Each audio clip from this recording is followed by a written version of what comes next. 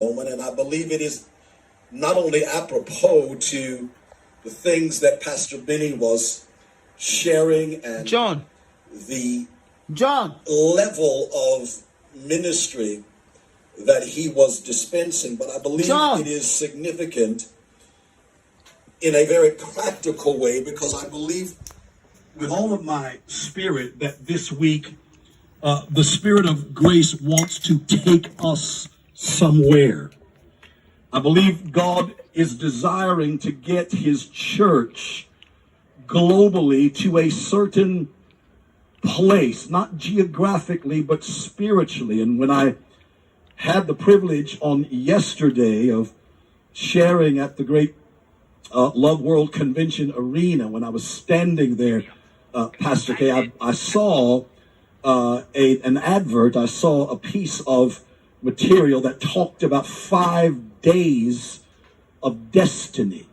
5 days of destiny. And I believe these are those days that we are in, as they have been announced and declared. And I am convinced that all this week, destinies are going to be affirmed.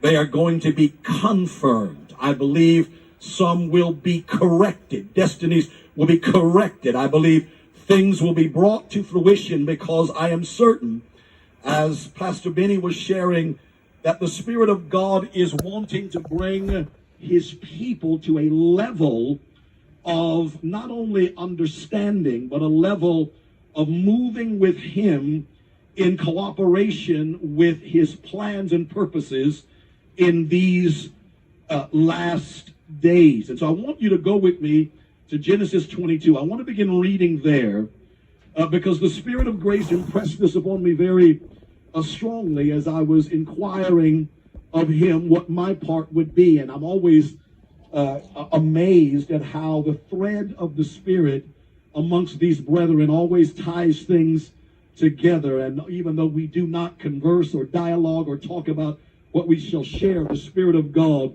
always brings it together in a magnificent way. I want you to read with me verse number 9, Genesis 22. And we're dropping into the encounter of Abraham with God in the 22nd chapter of the book of Genesis, as he is preparing to sacrifice his son Isaac. What I just said, if you're in here, okay. And so his son Isaac.